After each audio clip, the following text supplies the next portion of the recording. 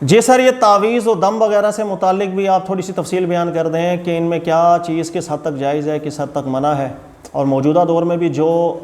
تعویذات وغیرہ دیے جاتے ہیں ان کی بھی وضاحت کر دیں۔ میں بالکل سمجھا دیتا ہوں، ٹاپک کافی تفصیلی ہے لیکن میں پوائنٹ ٹو پوائنٹ بات کر کے آپ کو سمجھا دیتا ہوں۔ دیکھیں ہمارے یہاں آج کل جو تعویذات چلتے ہیں پہلے اس کو ذہن میں لے کر آئیں۔ بہت سے تعویذات ایسے ہیں جس میں نقش وغیرہ بنے ہوئے ہوں گے، اب اس نقش کے اندر کبھی کبھی بہت سی ایسی چیزیں لکھی ہیں جس کا مطلب کچھ پتہ نہیں ہوتا، کہیں کوئی روحان لکھا ہے، کہیں فلاں چیز لکھی ہے، وہ کیا ہے کچھ پتہ نہیں ہوتا۔ کچھ تعویذات ہمارے یہاں چلتے ہیں جس میں عدد وغیرہ لکھے ہوتے ہیں، 320 212 فلاں ایک عدد پر مشتمل تعویذ ہوتا ہے، یہ ہمارے یہاں چلتے ہیں۔ کچھ تعویذ ہمارے یہاں ایسے ہوں گے کہ محبوب آپ کے قدموں میں حب کے تعویذات دیے جاتے ہیں کہ کہیں آپ نے شادی کرنی ہے اور وہ مان نہیں رہے ہیں تو ان کو منانے کے لیے کچھ عمل کیا جاتا ہے، جو ہمارے یہاں کارڈز بھی آج کل بہت بڑھتے ہیں محبوب آپ کے قدموں کے نام سے، یہ بھی ہمارے یہاں چلتے ہیں۔ اچھا، کچھ تعویذات وغیرہ ایسے ہیں آپ دیکھیں کہ جس میں خالصتاً دعا کوئی لکھی ہوگی، قرآن پاک کی آیت لکھی ہوگی یا کوئی دعا لکھی ہوگی، یہ سب چیزیں جو ہمارے یہاں چل رہی ہیں۔ اب پوائنٹ ٹو پوائنٹ میں بتاتا ہوں۔ اسی طرح جو دم کیا جا رہا ہے، اس دم کے حوالے سے بھی دیکھیے گا، میں آپ کو بیان کر دیتا ہوں کہ دم جو کیا جا رہا ہے وہ قرآن پاک کی یہاں آیت سے دم ہوگا، یا کوئی دعا ایسی ہوگی جو حدیث مبارک کے اندر ذکر ہو گئی، وہ پڑھ کے کسی نے کسی پہ پھونک دیا یا اپنے آپ پر کسی نے پھونک دیا، یا اس کے مقابلے کے اندر کوئی منتر ہوگا کہ وہ منتر پڑھ کے آپ نے پھونک دیا کسی کے اوپر، یا ایسا جملہ ہوگا کہ جس جملے کا مطلب کیا ہے سمجھ ہی نہیں آ رہا، یعنی کوئی بات سمجھ میں نہیں آ رہی لیکن وہ منتر سا ہے، وہ جملہ سا ہے، پڑھ کے پھونک دیں بھئی آرام آ جائے گا آپ کو، ایسا بھی دم ہے۔ یہ چیزیں ہمارے، اب اس کی تفصیل دیکھتے جائے گا، میں مختصراً سمجھاتا ہوں۔ نمبر 1، اللہ کے نبی علیہ السلام کے زمانہ مبارک میں دم بھی ہو رہا تھا، زمانہ جاہلیت میں کافر کر رہے تھے، مشرکین کر رہے تھے، انہوں نے تمیمہ بھی کیا ہوتا تھا۔ تمائم کہتے ہیں گلے میں پہننے والی چیز، ہاتھوں میں پہننے والی چیز، پیروں میں پہننے والی چیز، تکلیف کی جگہ پہ پہننے والا دھاگا وغیرہ، یہ سب چیزیں بھی نبی علیہ السلام کے زمانہ مبارک میں زمانہ جاہلیت میں کافر مشرک کرتے تھے۔ یہ دھاگا ہے جو پہنے گا نظر نہیں لگے گی، یہ دھاگا ہے جو پہنے گا فلاں بیماری کے لیے، وغیرہ وغیرہ۔ اسی طریقے سے تیوالا بھی نبی علیہ السلام کے زمانہ مبارک میں چلتا تھا۔ تیوالا کس کو کہتے ہیں؟ کوئی بھی ایسا عمل جہاں جادو کا عمل کروایا جائے کہ جسے محبوب آپ کے قدموں میں کر لیا جائے، کسی کے دل میں کوئی ایسا عمل کروایا جائے کہ بھائی اس کی محبت آ جائے، میری محبت اس کے دل کے اندر آ جائے، ایسی چیزوں کو تیوالا عربی کے اندر کہا جاتا ہے۔ یہ سب چیزیں زمانہ جاہلیت میں اللہ کے نبی صلی اللہ علیہ وآلہ وسلم سے پہلے کافر مشرکین کیا کرتے تھے۔ رسول اللہ صلی اللہ علیہ وآلہ وسلم مبعوث ہوئے تو ہر اس کام کو اللہ کے نبی علیہ السلام ختم کرتے چلے گئے، جڑ سے اکھیڑتے چلے گئے جو کسی بھی طریقے سے دنیا اور دین کے حوالے سے نقصان دہ ہوئے ایک مسلمان کے لیے، جو اس کا عقیدہ خراب کرے، جو اس کا نظریہ خراب کرے، اس کے ایمان کو ضرر دے یا ضرر دینے کا سبب بن سکے، اللہ کے نبی علیہ السلام نے ہر چیز کو منع کر دیا۔ پھر ان چیزوں کی اجازت بھی اس حد تک دی جس حد تک کسی بھی طریقے سے دین دنیا کا نقصان نہ ہو۔ یہ زمانہ جاہلیت کی بہت سی رسمیں تھیں جس کو اللہ نے بھی قرآن میں ذکر کیا، وَأَن تَسْتَقْسِمُوا بِالْأَزْلَامِ، استقسام کو اللہ نے حرام کر دیا، تو زمانہ جاہلیت کی رسوم کو حرام کیا۔ اسی طرح اللہ کے نبی علیہ السلام کے زمانے میں جو دم وغیرہ کے معاملات چل رہے تھے، سب سے پہلے اللہ کے نبی علیہ السلام نے ایک حدیث ارشاد فرمایا، إِنَّ الرُّقَىٰ وَالتَّمَائِمَ وَالتِّوَلَ شِرْک، کہ یہ جتنی بھی رسمیں چل رہی ہیں دم کی، یہ جتنے بھی زمانہ جاہلیت کے اندر کفار اور مشرکین نہ جانے کون کون سے ٹوڑے، کون کون سے منتر، کون کون سے کفریات پر مشتمل جملوں کے ساتھ دم کر رہے ہیں، تعویذات بنا رہے ہیں، یا محبوب آپ کے قدموں میں کرنے کے لیے جادو کے عمل کر رہے ہیں، نبی علیہ السلام نے فرمایا شرک، یہ چیز آپ کو شرک کی طرف لے کے چلی جائے گی، اللہ پر توکل ختم ہو جائے گا، اللہ پر بھروسہ ختم ہو جائے گا، آپ کے ایمان کو گہری ضرر دے گا۔ یہ سب چیزیں اللہ کے نبی علیہ السلام نے زمانہ جاہلیت کی ساری رسمیں ختم کر دیں، دم کی بھی، تمائم کی بھی، یہ دھاگے وغیرہ باندھنے، سب چیزیں اللہ کے نبی علیہ السلام نے، تیوالا بھی، محبوب آپ کے قدموں میں کرنا، یہ سب چیزیں حرام کر دیں۔ جس وقت مسلمانوں کی توحید مضبوط ہونے لگ گئی، پختہ ہونے لگ گئی، پھر اللہ کے نبی علیہ السلام نے اس حد تک کی اجازت دی اور اس کی لمٹ بھی بیان فرما دی کہ جس سے انسان کے دین پہ کوئی ضرر نہیں آتا۔ مثال کے طور پر دم کی جہاں تک بات آئے گی، دم کرنا، اللہ کے نبی صلی اللہ علیہ وسلم سے صحابہ کرام نے عرض کی، صحیح حدیث ہے، مسلم کی روایت ہے، صحابہ کہتے ہیں ہم دم کے بارے میں ہم نے اللہ کے نبی علیہ السلام سے پوچھ لیا کہ ہم جاہلیت میں دم کرتے تھے، اب آپ اس کے بارے میں کیا فرماتے ہیں؟ تو اللہ کے نبی علیہ السلام نے واضح طور پر حکم ارشاد فرمایا، آردو علی رقاکم، نبی علیہ السلام نے فرمایا جو بھی تم پڑھ کے پھونکنا چاہتے ہو وہ جملہ ہمیں بتائیں، وہ کیا پڑھ کے پھونک رہے ہیں آپ، لا بأس بالرقى ما لم تكن فيه شرکا، کہ ہر وہ دم کرنا اجازت ہم دے رہے ہیں کہ جس کے اندر کوئی کلمہ ایسا نہ ہو جو دین کو ضرر دے، کفر پر مشتمل ہو یا شرک پر مشتمل ہو۔ ایسے دم کی پھر اللہ کے نبی علیہ السلام نے اجازت مرحمت فرمائی، لیکن شرط یہ تھی آردو علیہ رقاکم، نبی علیہ السلام نے فرمایا جو پڑھ کے پھونکنا ہے سب سے پہلے ہمیں سناؤ تم کیا دم کر رہے ہو،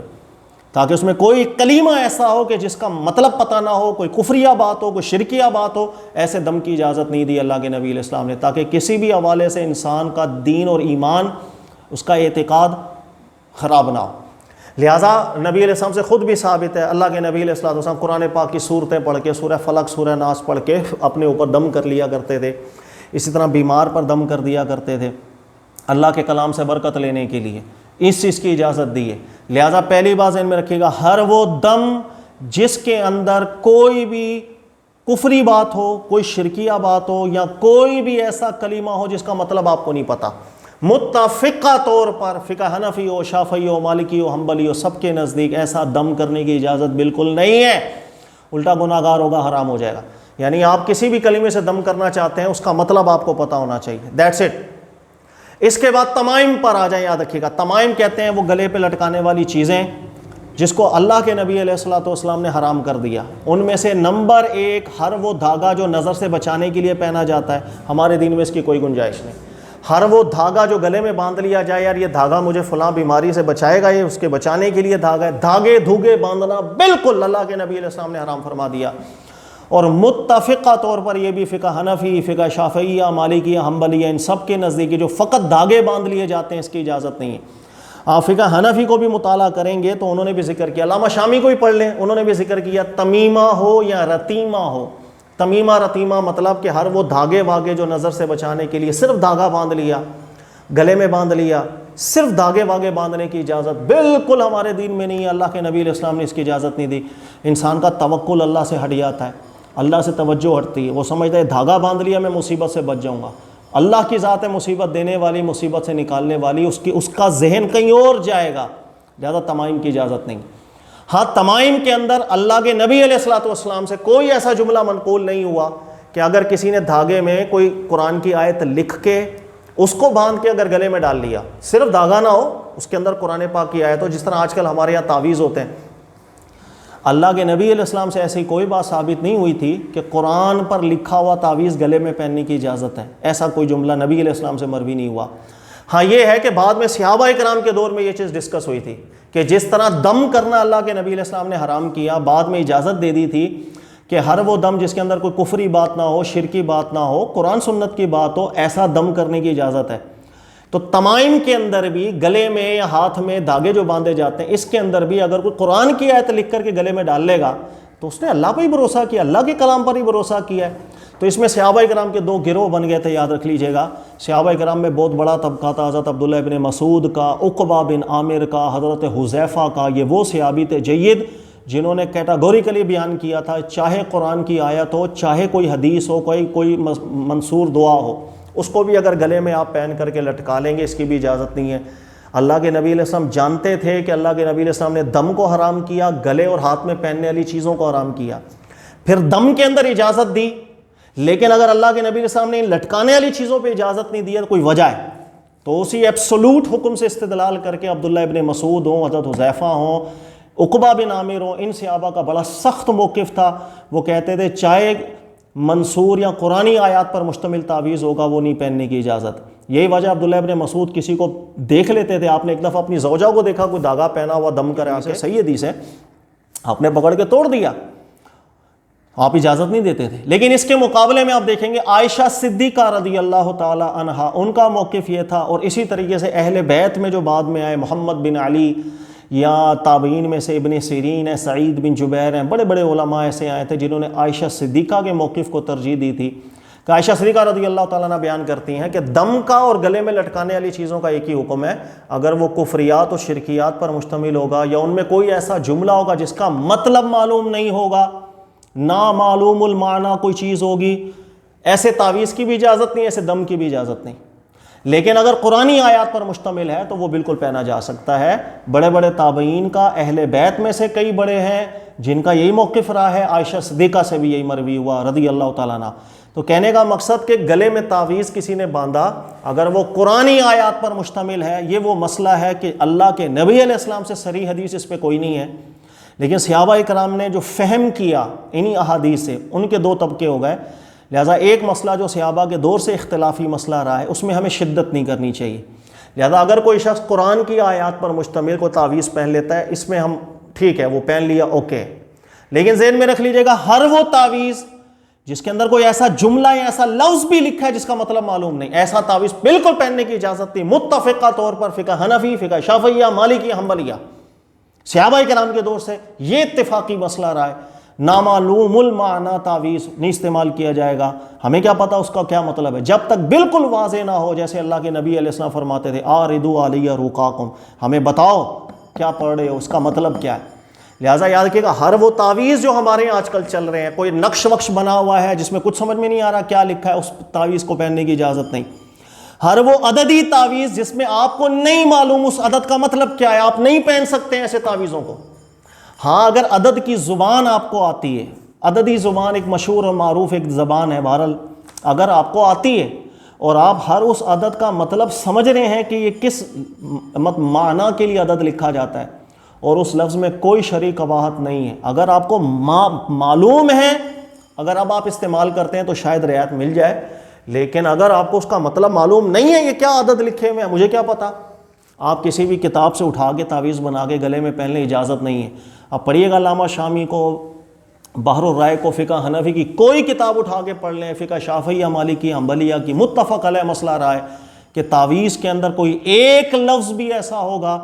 کہ جو کفر ہو، شرک پر مشتمل ہو، یا اس کا مطلب بھی معلوم نہ ہو۔ صحابہ کرام نے ایسی کوئی رعایت نہیں دی تھی، وہ خالصتاً رعایت یہ تھی قرآن پاک کی آیت لکھی ہو یا کوئی حدیث لکھی ہے، کوئی دعا لکھی ہے، آپ نے گلے میں پہن لی، اس کے علاوہ کسی تعویذ وغیرہ کی اجازت نہیں ہوتی ہے، یہ بات ذہن میں بٹھا لیجئے۔ میں نے دم کی بھی وضاحت کر دی، اور میں نے تھوڑا سا یہ جو لٹکانے والی چیزیں ان کی بھی میں نے وضاحت کر دی۔